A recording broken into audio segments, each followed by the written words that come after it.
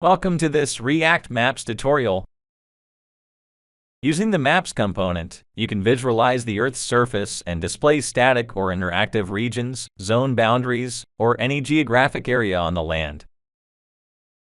In this video, you will learn how to configure the Syncfusion React Maps component with basic features like data labels, tooltips, and legends. Before proceeding, make sure you have installed the latest versions of Node.js and React. I'll be using Visual Studio Code as my editor and showing the output in the Chrome browser. First, I open Visual Studio Code and create a new application using the command npx create React app. I name it my React app. Since I want to create the app with TypeScript, I add the template TypeScript.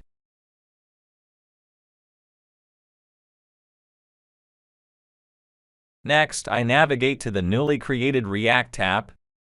To use the Maps component, I type the command npm install at syncfusion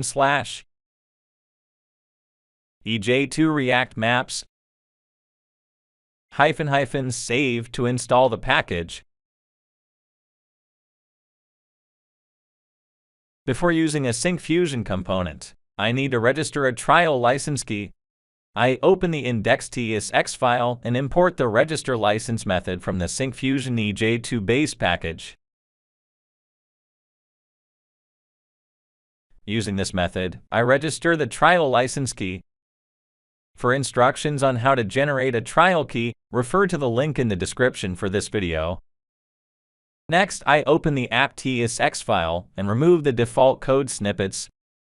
After that, I import the Maps component from the Syncfusion ej2 React Maps package and include the Maps component tag inside the division tag.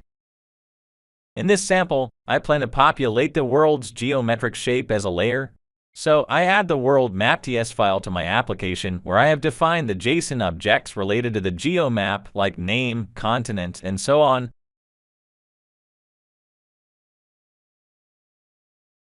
Here, you can find the structure of geometry data for a specific country, which is used to render the map elements as layer. Let's see how to bind this JSON object to the map layer. In the app.tsx file, I import the world map data from the world map.ts file. Inside the Maps component tag, I add the layers directive tag, which can contain n number of layer directive definitions inside it. Since I am going to load the GeoJSON shape of the world map, I will add a single layer directive tag inside it. These layers directive and layer directive modules will be imported automatically from the ej2 React Maps package. Next, bind the world map data to the shape data property. This property is used to represent the geographical shape information that is available in the GeoJSON data. Let me save the changes and run the application using the npm start command. Here, the map is rendered based on the GeoJSON data. Next, I will show you how to represent statistical data in the map component by binding a list of objects using the data source property. I define an object named UN countries and add the fields country and membership with appropriate values. Then I assign this UN countries object to the data source property of the layer directive tag. I set the shape property path property to the field name. This name field is used to map the corresponding shape with the provided data source. Additionally, I need to map the data source field country value to the name field value in the world map.ts file. To achieve this, I add the shape data path property to country. So far, I have demonstrated how to bind list data to the Maps component. Now, let me explain how to apply colors to maps based on the values of the shapes received from the data. First, I need to specify the field name that the values are going to be compared with for the shapes.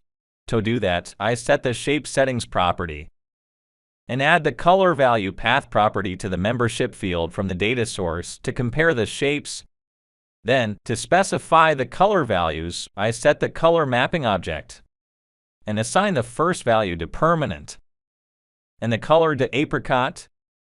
In the same way, I add the color orange peel for the non-permanent value Lastly, I set the map's fill color as light gray.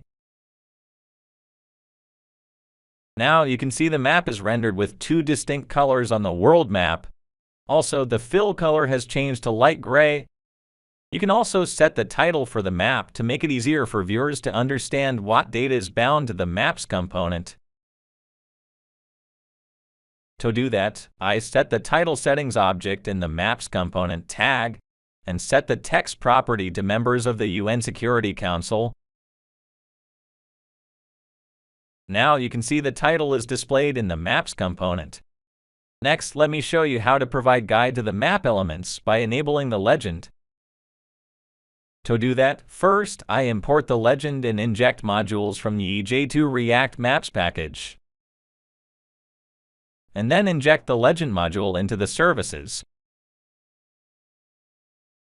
Then I set the legend settings object and enable the visible property. See how the legend is shown for the Maps component. You can also enable data labels to display additional information or values associated with the map elements. To do that, I import the data label module from the Syncfusion React Maps package and inject it into the services. Then I set the data label settings object and enable the visible property. I set the Smart Label Mode property to trim. It handles the data label text when it exceeds the shape over which it is rendered. By default, it is set as none. Now the data labels are shown on the map. Finally, let me show you how to enable tooltips to provide additional information or details about specific map elements when you hover over or interact with those elements. I import the Maps tooltip module from the Syncfusion React Maps package and inject it into the services. In the Layer Directive tag, I set the tooltip settings object and enable the visible property. Then I map the country field from the data source to the value path property to show the tooltip value. When I hover over the map elements, tooltips will be shown. In this video, I've shown you how to add the Maps component to a React application. I also showed you a few of its basic features. If you would like to try out the example used in this video, you can download it from the GitHub link in the description below. I have also shared a link where you can learn about obtaining a free license key to use our React suite through our community license if you are eligible. Thank you for watching this video. If you found it helpful, please give it a like and subscribe to our channel.